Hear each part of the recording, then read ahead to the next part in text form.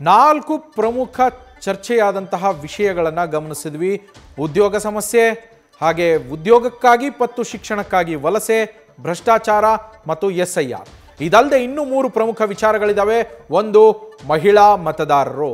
ಇದು ಒಂದು ಸ್ವಲ್ಪ NDAಗೆ, ಅದರಲ್ಲೂ ಪ್ರಮುಖವಾಗಿ JDUಗೆ ಅಡ್ವಾಂಟೇಜ್ ಅಂತ ಹೇಳ್ಬೋದು ಈ ವಿಚಾರ. ಯಾಕಂದರೆ ಬಿಹಾರ ಸರ್ಕಾರ ಅಲ್ಲೇನಿದೆ, NDA ಮೈತ್ರಿ ಸರ್ಕಾರ ಏನಿದೆ ಬಿಹಾರದಲ್ಲಿ, ಆ ಸರ್ಕಾರ ತೆಗೆದುಕೊಂಡಂತಹ ಒಂದು ಪ್ರಮುಖ ನಿರ್ಧಾರ ಮದ್ಯ ನಿಷೇಧ. ಬಿಹಾರದಲ್ಲಿ ಮದ್ಯ ನಿಷೇಧ ಮಾಡಿರೋದು ಜನಮೆಚ್ಚುಗೆಗೆ ಪಾತ್ರವಾಗಿತ್ತು. ಕಾರಣ ಏನು ಅಂದರೆ, ಮದ್ಯ ನಿಷೇಧದಿಂದ ನಿತೀಶ್ ಕುಮಾರ್ ಪರ ಮಹಿಳೆಯರ ಒಲವೇನಿದೆ ಅದು ಜಾಸ್ತಿ ಆಗಿತ್ತು. ಯಾಕೆ ಅಂದರೆ, ಮದ್ಯ ವ್ಯಸನಿಗಳ ಕುಟುಂಬದ ಮಹಿಳೆಯರಿಗೆ ಇದರಿಂದ ಸಾಕಷ್ಟು ಅನುಕೂಲ ಆಗಿತ್ತು. ಈ ನಿರ್ಧಾರದಿಂದ ಅವರಿಗೆ ಖುಷಿ ಕೂಡ ಆಗಿತ್ತು. ಹೀಗಾಗಿ ನಿತೀಶ್ ಕುಮಾರ್ ಪರ ಒಲವನ್ನು ಮಹಿಳಾ ವೋಟರ್ಸ್ ಹೊಂದಿದ್ದಾರೆ. ಜೊತೆಗೆ ತೇಜಸ್ವಿ ಯಾದವ್ಗಿಂತ ನಿತೀಶ್ ಕುಮಾರ್ ಅವರಿಗೆ ಅನುಭವ ಹೆಚ್ಚು ಅನ್ನೋದು ಮಹಿಳಾ ಮತದಾರರ ಒಂದು ಅಭಿಪ್ರಾಯ ಅಲ್ಲಿ. ಯಾಕೆ ಅಂದರೆ, ಅವರಿಗೆ ಸುಮಾರು 30 ವರ್ಷಕ್ಕೂ ಹೆಚ್ಚು ಆಡಳಿತದ ಅನುಭವವೇ ಇದೆ. ಆಡಳಿತದ ನಡೆಸಿದಂತಹ ಅನುಭವವೇ 30 ವರ್ಷಕ್ಕೂ ಹೆಚ್ಚಿದೆ. ಅದರಲ್ಲಿ ಸತತವಾಗಿ 20 ವರ್ಷಗಳಿಂದ ಅವರ ಆಡಳಿತವೇ ನಡೀತಾ ಬಂದಿರೋದಲ್ಲಿ ಇದು ಅಡ್ವಾಂಟೇಜ್ ಆಗೋ ಸಾಧ್ಯತೆ ಇದೆ. ಇದರ ಜೊತೆಗೆ 75 ಲಕ್ಷ ಮಹಿಳೆಯರಿಗೆ 10,000 ರೂಪಾಯಿಯನ್ನು ಅವರಿಗೆ ಈಗಾಗಲೇ ಕೊಡಲಾಗಿದೆ. ಅದು ವರದಾನ ಆಗತ್ತಾ BJPಗೆ? ಇದು NDA ಸರ್ಕಾರದ ಒಂದು ಪ್ಲಾನು. 10,000 ರೂಪಾಯಿಯನ್ನು ಮಹಿಳೆಯರಿಗೆ ಕೊಡ್ತೀವಿ ಅನ್ನೋ ಭರವಸೆ ಕೊಟ್ಟಿರೋದಲ್ಲ, ಆಲ್ರೆಡಿ ಕೊಟ್ಟಿದ್ದಾರೆ. ಸ್ಕೀಮಲ್ಲಿ 10,000 ರೂಪಾಯಿಯನ್ನು 75 ಲಕ್ಷ ಮಹಿಳೆಯರಿಗೆ ಈಗಾಗಲೇ ಕೊಡಲಾಗಿದೆ. ಇದು ಬಹುಶಃ NDAಗೆ ಅಡ್ವಾಂಟೇಜ್ ಆಗ್ಬೋದು, NDAಗೆ ಪ್ಲಸ್ ಆಗ್ಬೋದು ಅಂತ. ಇನ್ನು ಮತ್ತೊಂದು ಸಮಸ್ಯೆ ಶಿಕ್ಷಣ. ಆಗಲೇ ನಾನು ಹೇಳ್ತಾ ಇದ್ದೆ, ಅದನ್ನು ಕೂಡ ನಿರುದ್ಯೋಗದ ಜೊತೆಗೆ ಬಿಹಾರದಲ್ಲಿ ಶಿಕ್ಷಣದ ವ್ಯವಸ್ಥೆಯ ಬಗ್ಗೆನೇ ಜನರಿಗೆ ಬೇಸರ ಇದೆ. ಬರೀ ಗುಣಮಟ್ಟದ ಶಿಕ್ಷಣ ಸಿಗ್ತಾ ಇಲ್ಲ ಅಂತಲ್ಲ, ಅಲ್ಲಿಯ ಶಿಕ್ಷಣದ ವ್ಯವಸ್ಥೆಯ ಬಗ್ಗೆನೇ ಸಾಕಷ್ಟು ಬೇಸರ ಇದೆ. ರೀಸನ್ ಏನು, ಯಾಕೆ ಅದಕ್ಕೆ ಬೇಸರ? ಶಾಲಾ ಕಾಲೇಜುಗಳಲ್ಲಿ ಶಿಕ್ಷಣದ ಗುಣಮಟ್ಟ ಕುಸಿದೋಗಿದೆ ಅನ್ನೋದು ಬಹುತೇಕರ ಅಭಿಪ್ರಾಯ ಅಲ್ಲಿ. ಅದರ ಜೊತೆಗೆ ಪದೇ ಪದೇ ಪ್ರಶ್ನೆ ಪತ್ರಿಕೆಗಳು ಲೀಕ್ ಆಗ್ತಾ ಇದ್ವು ಅಲ್ಲಿ. ಇದರಿಂದ ಸಾಕಷ್ಟು ಜನರಿಗೆ ಅಸಮಾಧಾನ. ಮೊದಲೇ ಕ್ವಾಲಿಟಿ ಆಫ್ ಎಜುಕೇಷನ್ ಇಲ್ಲ, ಅದ್ರ ಜೊತೆಗೆ ಕ್ವಶನ್ ಪೇಪರ್ ಲೀಕ್ ಆಗೋದು. ಕ್ವಶನ್ ಪೇಪರ್ ಲೀಕ್ ಆಗಿ ಅದನ್ನೆಲ್ಲ ತಿಳ್ಕೊಂಡು ಬಂದು ಎಕ್ಸಾಮ್ ಬರೆದ್ರೆ ಇನ್ನು ನಾಲೆಡ್ಜ್ ಎಲ್ಲಿಂದ ಬರುತ್ತೆ?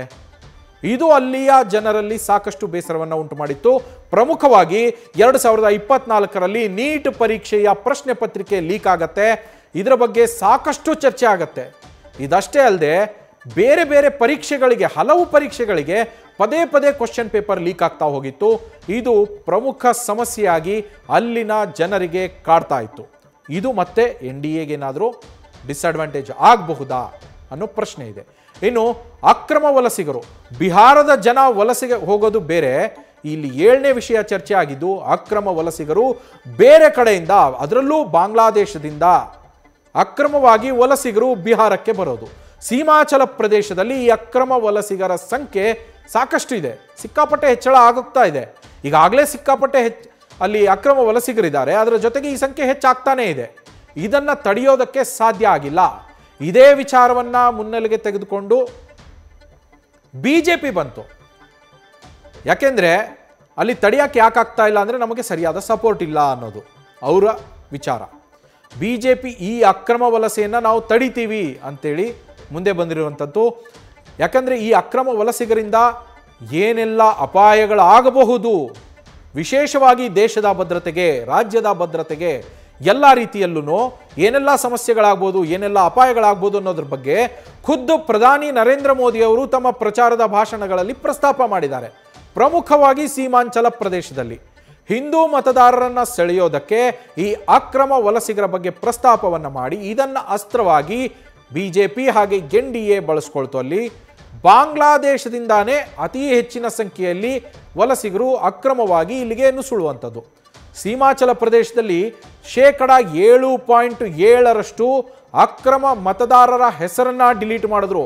SIR ಅಂತ ಹೇಳ್ತಾ ಇದ್ನಲ್ಲ ಆಗಲೇ, ಸ್ಪೆಷಲ್ ಇಂಟೆನ್ಸಿವ್ ರಿವಿಷನ್ನು, ಅದರಲ್ಲಿ ಅಕ್ರಮ ಮತದಾರರು ಯಾರ್ಯಾರು ಅಂತ ಗುರುತಿಸಿ ಅದನ್ನು ಡಿಲೀಟ್ ಮಾಡಲಾಗಿದೆ. ಅದರ ಪರ್ಸೆಂಟೇಜ್ ಎಷ್ಟು? 7.7% ಸೀಮಾಚಲ ಪ್ರದೇಶದಲ್ಲಿನೇ ಇದಾಗಿರುವಂಥದ್ದು. ಸೀಮಾಚಲ ಪ್ರದೇಶದಲ್ಲಿನೇ ಅಕ್ರಮ ವಲಸಿಗರು ಅತಿ ಹೆಚ್ಚಿನ ಸಂಖ್ಯೆಯಲ್ಲಿರುವಂಥದ್ದು. ಅಲ್ಲಿ 7.7% ಅಕ್ರಮ ಮತದಾರರ ಹೆಸರನ್ನು ಡಿಲೀಟ್ ಮಾಡಲಾಗಿದೆ. ಇದು ಅಪೋಸಿಷನ್ಗೆ ಸಮಸ್ಯೆ ಆಗತ್ತಾ ಅಥವಾ ಇದು NDAಗೆ ಅಡ್ವಾಂಟೇಜ್ ಆಗತ್ತಾ? ಇದೊಂದು ಪ್ರಶ್ನೆ ಇದೆ. ಇದಕ್ಕೂ ಕೂಡ ಕೆಲವೇ ಕ್ಷಣಗಳಲ್ಲಿ ಉತ್ತರ ಸಿಗತ್ತೆ. ಮತದಾರ ಯಾರಿಗೆ ಒಲ್ದಿದ್ದಾನೆ, ಮಗಧ ಸಾಮ್ರಾಜ್ಯದ ಹಾರವನ್ನು ಬಿಹಾರದ ಜನ ಯಾರಿಗೆ ಹಾಕ್ತಾರೆ ಅನ್ನೋದನ್ನು.